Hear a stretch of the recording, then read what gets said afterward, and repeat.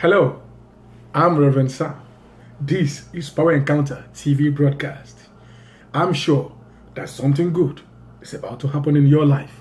Can we just pray? My Father, in the mighty name of Jesus, I ask, oh God, that your anointing will follow your word in my mouth. Because I believe I'm in your will, doing your will. I pray, oh God, that there will be testimony to confirm the fact that I'm doing your will in the life of everyone that is watching me right now. Let there be healing, let there be deliverance. In the name of Jesus, let the eyes of their understanding be open to know the truth as I speak in your name. In Jesus' mighty name we pray. Amen. Now, I just want to continue, from where I stopped the other time. Now, I spoke about the man that had the madman of Gadara. Now, but the next thing I want to let you know now is, after you have been free, what next? Jesus told that man, go back to your family, go and tell them the good things the Lord has done for you. That means Jesus is saying, you are free now. I want you to become a witness of the Lord. Now, in the book of John chapter 5, let me quickly open to it. We have the story of a man there that was born blind. The Bible tells us that there is a pool called the pool of Bethsaida. And this pool, a lot of impotent people are there because it has been discovered that at a particular time, an angel of God comes into that water. And when he comes into that water, he will stir the water. And when he stirs the water, the Bible said that anyone that enter in at that time will be made whole of whatsoever infirmity they have. And the Bible said there's a particular man there that had the spirit of infirmity for 38 years. For 38 years, before Jesus was born, this man had been at that spot. He's been there for so long that everybody has given up hope on that guy. But when Jesus found out and discovered that he's been there for a long time, Jesus decided to help him. And look at what Jesus said to him. Let's read from verse 5. The Bible says, one man was there who had been an invalid for 38 years. When Jesus saw him lying there and knew that he had already been there for a long time, he said to him, do you want to be made whole? That's the question the Lord is asking you today. Because you see, the truth of the matter is, many a time we have become an expert at analyzing our misfortune. We keep telling people what the doctors have said, all the bad things that has happened, all the bad news that you have been able to have. In fact, some people have diary of all the bad news and date and time. Now they have kept so much of bad news that they don't know when good news arrives. I command in the name of Jesus, because I believe I come in the name of the Lord to bring good news to you. Therefore, I set you free from that hold of bad news. I break loose in the name of Jesus. Now, Jesus said, do you want to be made whole? The sick man answered him, sir, I have no one to put me into the pool when the water is stirred up. And while I am going, another step down before me. And Jesus said to him in verse 8, get up, take up your bed, and walk. That means Jesus is saying, the miracle you've been looking for 38 years has simply now come to your doorstep. And I'm sent of God to you. Listen, you can't watch my telecast except the Lord has ordained that I will be the one he will use for you. Have you ever surprised you that the man that was healed by Peter, that was always brought to the beautiful gate in Acts chapter 3, he had been there when Jesus was doing ministry, but he was never healed under the ministry of Jesus Christ. Why? Because God has ordained that it was under the ministry of Peter that the man will be healed. And I'm sure in the name of the Lord that I am also sent to you, and that as you hear my word and open up your spirit to the anointing God has given to me, you shall have testimony. It's not in any man, it is in the grace and power that God has given to me to do this work. In verse 9, the Bible says, at once the man was made healed, and he took up his bed and walked.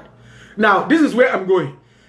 When the man was healed, everybody were thrilled. The man was surprised. And people were saying, no, he cannot be him. He cannot be him. He cannot be him. And the Jews, the Pharisees, they were angry. They said, no, why must Jesus heal on the Sabbath day? There are many people that are happy at your misfortune. And as God take over today, and that problem disappear, don't be surprised that many people that appear to be sympathizing with you in your misfortune, they will become sad with your deliverance.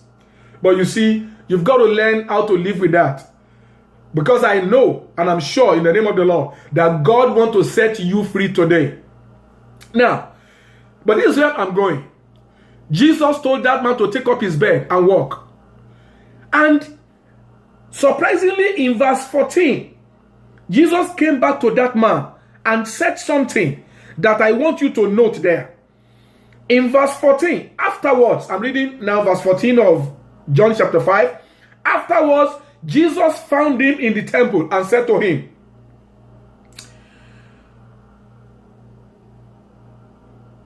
see, you have been made whole. Sin no more, that nothing worse may happen to you. Wow. That tells me something. That tells me that though the man may be thinking that maybe it is the enemy of the father's house, enemy of the mother's house, maybe it is some territorial demons that has crippled him for 38 years. But Jesus said, and Jesus is the truth, you know, he said to him, hey, hello man, sin no more, so that something worse will not come on you. That means Jesus is saying to that man, now you have been made whole. Don't go back to your former life. I'm going to pray for you also. Maybe when I prayed the other time, you have been made whole. Listen, the Lord is asking me to tell you, it cannot be business as usual. You've got to now live your life to serve the one that has mercy on you, to heal you of that incurable disease. Because as I speak right now, I perceive in my spirit man that someone is being healed. You are feeling as if, you know, when someone is having cold and then you're inside your tummy, you are feeling some vibration in your tummy. The power of God is healing you right now. The Lord did not tell me the sickness you have, but the power of God is healing you right now. And the Lord is saying to me to tell you that after you have been healed today, you should not continue to live in sin. Because that man's problem that has kept him at the same spot for 38 years was caused by his sinful lifestyle. Maybe you are living in sin. Everybody think you're a child of God, but you know you are not. Maybe you've not given your life to Christ before. Listen, it's time for you to do that right now. The Lord is having mercy on you by making you to watch this telecast. And God wants you to know that the time has come for you to give your life to Him. He is your creator. You are created in the image and the likeness of God. But when Satan came, he stole your life. And his plan is to destroy it. But God will not allow. That's why He has sent me to you. So today, you must give your life to Jesus. Now, let's check another scripture again. In the book of Matthew chapter 12. Matthew chapter 12. Before I pray for you, let's quickly go to Matthew chapter 12. I want us to see what Jesus said from verse 43. He was talking about when an evil spirit is casted out of a man. He's trying to make us understand the limitation of deliverance. Some people will say, when the man of God prayed, I was made whole, but after 3 months, the sickness came back again. Listen to me. I'm going to show you the secret. And I'm going to show you what you need to be doing to make sure that the miracle you receive today will be with you forever. Because I know in my spirit that someone's life is going to turn around today. You are going to have a miracle that will astonish your enemy, that will make your friends to be glad. It will make your husband to be glad for you, make your wife to be glad for you. Someone has a growth in your body. I command that growth to die. Yes, I'm seeing it right now as an open vision. I command that growth to die in the name of Jesus. In the name, the growth is by your side. Ikatalo sundaba. I cut that growth in the name of Jesus. For the Bible says the power of life and death is in my tongue. I use the power of death in my tongue to send death to that growth. I command it to dry up. Jesus said, if you shall stay to the mountain, move, it shall move. Jesus said, if you shall stay to the fig tree, to drop it will travel. I command that growth to dry up in the name of Jesus. From the root right now, I command it to dry up. Be made whole in Jesus' name. Amen. Now, Jesus says something in the book of Matthew chapter 12. I'm going to read from verse 43. Jesus said, when the unclean spirit has gone out of a person, he will pass through dry places seeking rest, but finding none. Don't forget, I told you earlier that when Jesus was to cast out that spirit of legion in that man of Gadara, the demons were begging him, please Jesus, if you are going to send us out of this man, do not send us out of this region, because they have been assigned to that region.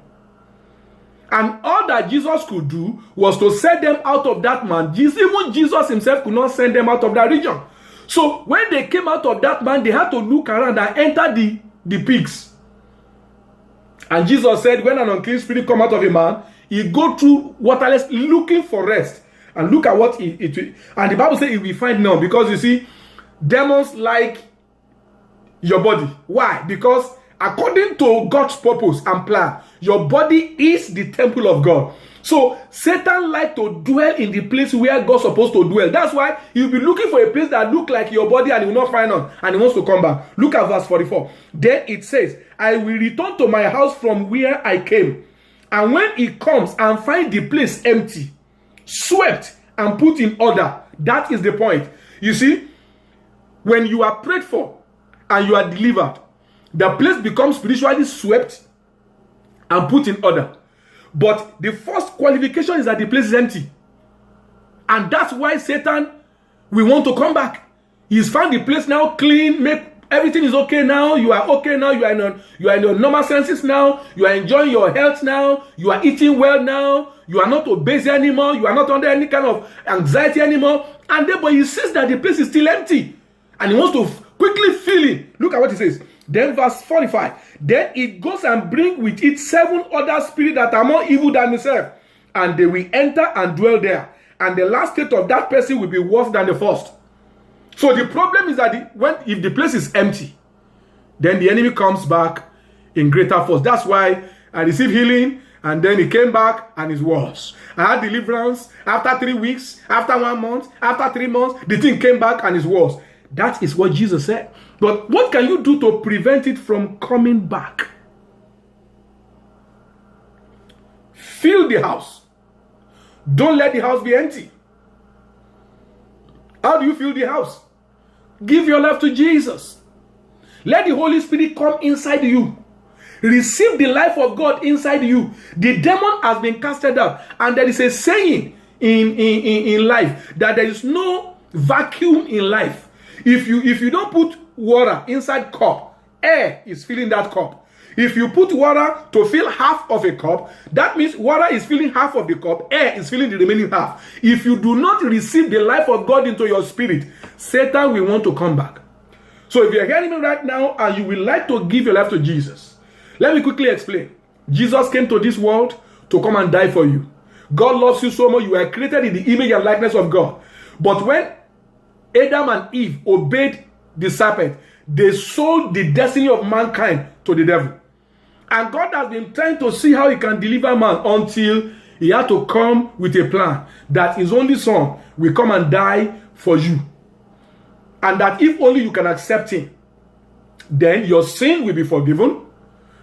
And then the spirit of life that God gave to Adam before his sin will be returned back to you. And somebody said, but man of God, what do I have to do? Nothing. Jesus did it all. You've got to just say, Lord, I accept that sacrifice as my own. Come into my life, become my Lord and Savior. And that's it.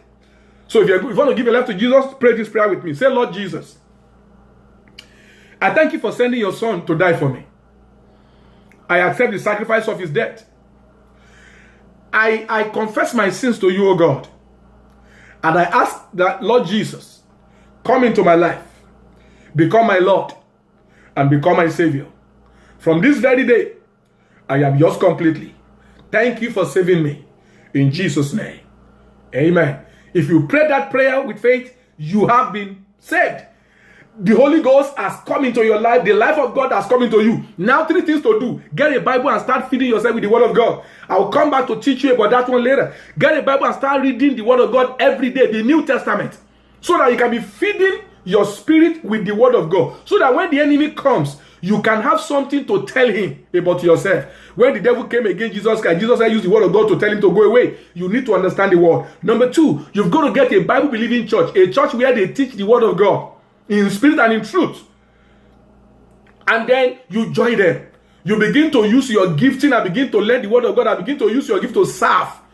And number 3, tell your friends you are saved. Tell your family you are saved. There is power in confession. Before I go right now, I want to pray for anyone that is watching me right now and you are struggling. Some people are watching me, you are backsliding. You said that you are thinking in your heart that you really want to serve God, but there's this sin that is difficult for you to break off from. I break the power of that sin from your life. Because the Bible says in the book of Romans chapter 6 that you are no more under the law. You are now under grace. So sin shall not have dominion over you. And I take the authority and the grace of that scripture to pray for you. I break the power of that sin in your life. I use the authority of the blood of Jesus. I go to the root of that sin and I curse it in the name of Jesus. Be loose from that hole. Be made whole right now. In the mighty name of Jesus Christ. I command your spiritual ears to be opened up. In the name of Jesus. I command that the power of the Almighty God will take over your life from now. Lord, I thank you because of what you've done. To you be all the glory. In Jesus' mighty name we pray. Amen. I'm so glad you're able to hear this word of God from my mouth. And I believe that great things are started in your life. Get in contact with us.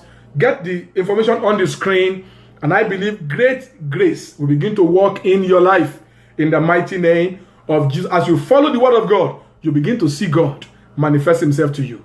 Until I come here again next time, don't you ever forget, no matter what you have gone through in life, now that you're a child of God and you have opened up your heart to the word of God through our ministry, I believe that you are wonderful because Jesus is real. God bless you. I'll see you next time. Bye-bye. Welcome back. I'm sure you are blessed by the message you've heard. And I'd like you to know that as you put it to work, the testimony will be sure in your life. Now, before we go, I'd like you to know this. I want you to connect with us on our Facebook so that you can be getting updates about what we do in our ministries. And then I also like you to send your mail, your text messages to the information on the screen. And before I go, for anyone that's able to support our ministry with any amount, gift of any amount, I'm going to send you this book, Overcoming Satanic Operating System. It's a book that God asked me to write so that you can experience dominion. And I believe as you stay connected with us, together we will reach the greater height. God bless you. I see you next time.